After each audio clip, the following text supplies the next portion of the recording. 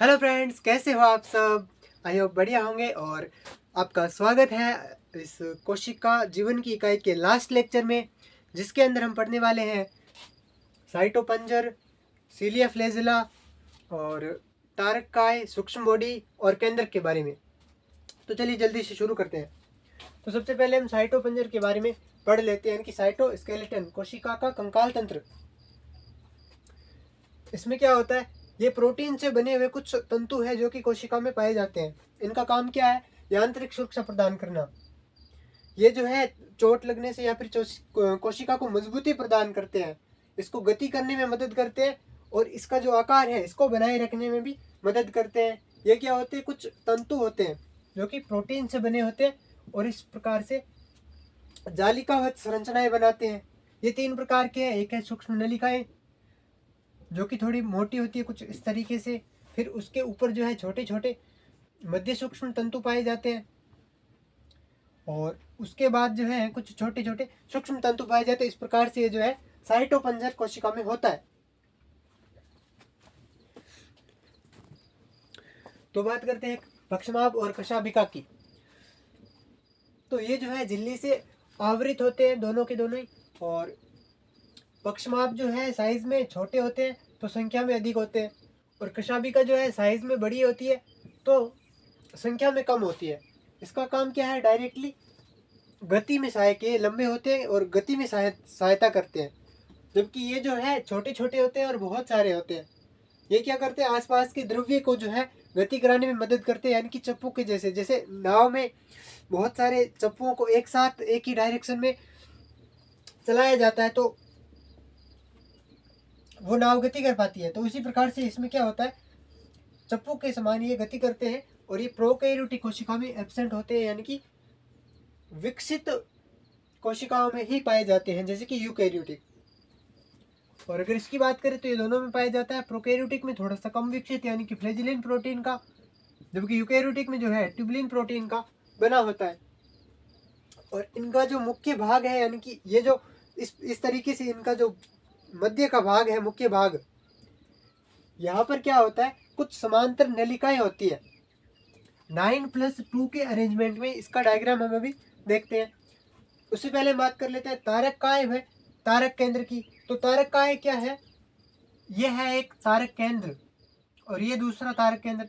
तो जब दो तारक केंद्र एक दूसरे के लंबवत इस प्रकार से जुड़ते हैं और इनके ऊपर जो है कुछ अक्रिस्टलीय परिकेंद्रीय द्रव्य पाया जाता है, तो इसको हम बोलते हैं तारक केंद्र, तारककाय। और इसको अगर इंडिविजुअली देखें तो ये तारक केंद्र जो कि 9+0 के अरेंजमेंट में होता है। तो इन दोनों का डायग्राम जो अभी हम देख लेते हैं। और बाकी जो है पक्षमाभ और कशाभिका, इनका जो बेस होता है वो भी तारक केंद्र से बना होता है। तो ये रहे दोनों डायग्राम्स। और पक्षमाभ और कशाभिका जो है इसमें 9+2 प्रणाली, यानी कि 9+2 के अरेंजमेंट में होता है, और ये जो है 9+0 के अरेंजमेंट में होता है। तो पहले इसको देख लेते हैं। ये रही आपकी कशाभिका या पक्षमाभ। इसमें क्या होता है, एक बेसल बॉडी है, यानी कि आधारी भाग, और बीच में हुक है। ये जो हुक है और ये ऊपर का जो लंबा भाग है, ये तंतु फिलामेंट, ये तो होते हैं 9+2 के अरेंजमेंट में। और ये जो बेसल बॉडी है नीचे की, ये क्या होती है, तारक केंद्र के समान, तारक केंद्र के समान होती है। इसकी होती है 9+0 वाली। तो इसमें क्या होता है, देखो 9+2 प्रणाली का मतलब है कि 9 नलिकाएं बाहर है और 2 नलिकाएं अंदर है।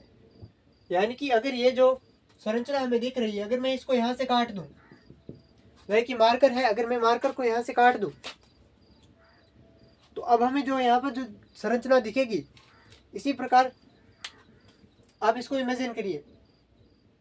तो इसमें हमें क्या दिखेगा, 9 नलिकाएं दिखेंगी इस प्रकार से एक दूसरे के समांतर, और 2 नलिकाएं बीच में दिखेंगी। अभी जो 9 नलिकाएं है सिंगल नहीं है, डबल डबल नलिकाएं, यानी कि ये द्विक है। यह परिधीय सूक्ष्म नलिकाएं, यानी कि परिधि के ऊपर जो है कुछ छोटी छोटी नलिकाएं हैं जो कि द्विक है, डबल है, सिंगल नहीं है। दो दो नलिकाएं एक साथ है, और ये सब जो है एक दूसरे से जुड़ी हुई है अंतराद्विक सेतु से। और इस प्रकार से सारी नलिकाएं जो एक दूसरे से जुड़ी हुई है, और इनके अंदर जो है इसी प्रकार से दो और जो है नलिकाएं पाई जाती है। इनको हम बोलते हैं केंद्रीय सूक्ष्म नलिका, क्योंकि ये केंद्र में पाई जाती है। और इनके ऊपर जो एक आच्छद पाया जाता है जिसको हम बोलते हैं केंद्रीय आच्छद, और ये जो है केंद्रीय सूक्ष्म नलिका सेतु, ठीक है, इन दोनों को जोड़ने वाला केंद्रीय सूक्ष्म नलिका सेतु। तो इनमें क्या होता है, ये सारी चीजें हैं। तो बाहर वाली जो नलिकाएं हैं इनको अंदर वाली नलिकाओं को जोड़ने के लिए कुछ डंडे पाए जाते हैं, इनको हम बोलते हैं अरीय डंडे। इनका काम क्या होता है, पूरे सिस्टम को जोड़ने का। तो ये जो है कुछ इस तरीके की संरचना इसके अंदर पाई जाती है। अब हम देख लेते हैं तारक केंद्र को। तो तारक केंद्र के अंदर क्या होता है, इसमें भी 9 है, लेकिन इसमें क्या है, 3-3 नलिकाएं मिलकर के त्रिक बना रही है, 9 त्रिक बना रही है। इसमें 9 द्विक बनाए जा रहे हैं, इसमें बना रही है 9 त्रिक। और अंदर जो है कोई भी प्रकार की नलिका नहीं है, अंदर सिर्फ एक प्रोटीन से बनी हुई संरचना है जिसको हम बोलते हैं धुरी। और ये जो सभी नलिकाएं हैं ये समान दूरी पर स्थित है। और तो इसको हम बोल देते हैं 9+0 का अरेंजमेंट। ये जो है दिखने में बैलगाड़ी के पहिए के समान दिख रही है, जैसा कि आप देख भी पा रहे हो। और ये जो नलिका है इनको हम बोलते हैं परिधीय ट्यूबलिन सूत्र। सूत्र यानी कि धागा या नलिका या तंतु। तो इसका क्या काम है, इसका 2 काम है। एक तो ये वेसल बॉडी बनाए, इसकी ये आधारीय भाग बनाए, और दूसरा काम है तरकु तंतु निकालना। ये जो तारक केंद्र है इसका काम है तरकु तंतु निकालना। जब कोशिका का विभाजन होता है तो उस समय यहाँ से तरकु तंतु निकलते हैं और क्रोमोसोम जो है उनका विभाजन करते हैं।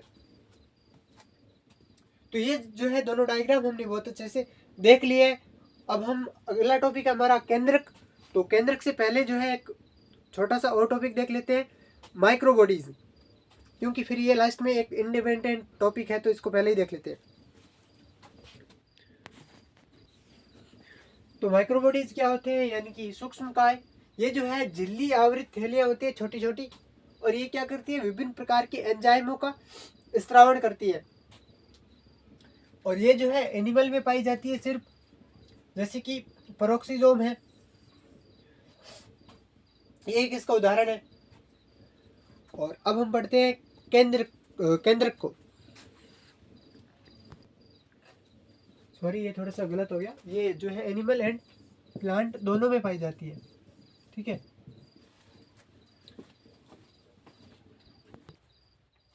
तो बात करते हैं केंद्रक की। तो केंद्रक जो है, जैसे कि हमें पता है कि केंद्रक जो है ब्रेन ऑफ द सेल इसको हम बोलते हैं, यानी कि कोशिका का मस्तिष्क या कोशिका का निर्देशक, जो कोशिका को निर्देशन करता है या उसको कंट्रोल करता है। ये जो है सामान्यतः एक पाया जाता है कोशिका में, सामान्यतः एक पाया जाता है, और किसी किसी कोशिका में नहीं भी पाया जा सकता है, जैसे कि परिपक्व आरबीसी में नहीं पाया जाता, और किसी में 2 भी पाया जा सकता है, या फिर कई कोशिकाओं में जो है मल्टी न्यूक्लिएटेड होती है, जैसे कि हम आगे हम पढ़ेंगे। और रॉबर्ट ब्राउन ने इनकी खोज की थी, आई थिंक 1831 में। ये जो है 2 झिल्लियां इसके ऊपर पाई जाती है, ये आंतरिक झिल्ली और ये बाह्य झिल्ली। और ये दोनों झिल्ली जो है कहीं कहीं से आपस में मिल जाती है, तो इनके अंदर बन जाते हैं केंद्रक छिद्र। और ये जो दोनों झिल्ली है इनके बीच में जो अवकाश, यानी कि इनके बीच जो खाली जगह है, इसको बोलते हैं परिकेंद्रीय अवकाश, जो कि लगभग 10 से 50 नैनोमीटर का होता है। और इसके अंदर जो आनुवांशिक पदार्थ पाया जा रहा है ये इस तरीके से खुला पड़ा रहता है। अंतराल अवस्था में क्रोमेटिन जो है इसको हम बोलते हैं क्रोमेटिन। इसके अंदर क्या होता है, आरएनए है, डीएनए है, हिस्टोन प्रोटीन है, नॉन हिस्टोन क्रोमेटिक प्रोटीन है, सारे प्रोटीन वगैरह इसमें होते हैं। तो ये जो है अंतराल अवस्था में, यानी कि जब कोशिका विभाजन नहीं कर रही होती उस अवस्था में ये पूरा खुला पड़ा रहता है इस प्रकार से इसके अंदर। लेकिन जब कोशिका विभाजन करती है तो ये जो इतना लंबा डीएनए वगैरह जो है ये एकदम गुणसूत्रों के रूप में व्यवस्थित हो जाता है। ये जो 2 मीटर लंबा डीएनए है ये जो है 23 गुणसूत्रों के जोड़ों में व्यवस्थित हो जाता है। तो ये जो क्रोमेटिन है ये खुला पड़ा रहता है, इसके अंदर इतने सारे पदार्थ पाए जाते हैं और इसको जो है ये ऐसा पदार्थ है जिसको हम अभिरंजन करके देख सकते हैं। और इस ये जो है फ्लेमिंग ने जो है इसको बताया था। तो हम देखेंगे कि ये जो है जब क्रोमोसोम बना लेते हैं इस प्रकार से गुणसूत्रों के रूप में, तो गुणसूत्र किस प्रकार से होते हैं इनके बारे में कुछ बातें देख लेते हैं। और इसके बाद जो है ये केंद्रिका जो है झिल्ली रहित संरचनाएं होती है, झिल्ली नहीं होती इसके ऊपर, जो कि राइबोसोमल आरएनए का संश्लेषण करती है। ये कुछ गोल गोल संरचनाएं हैं, 1 या 2 पाई जा सकती है केंद्रक के अंदर।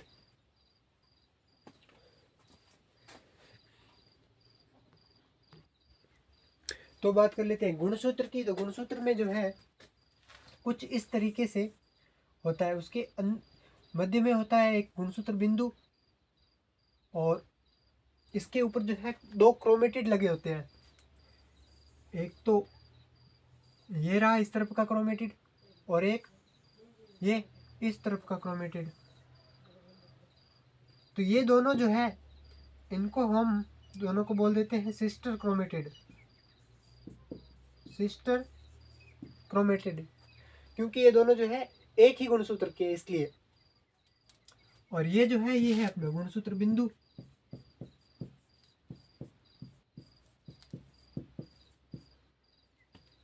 और ये जो है पहला संकीर्ण यानी कि प्राथमिक संकीर्णन,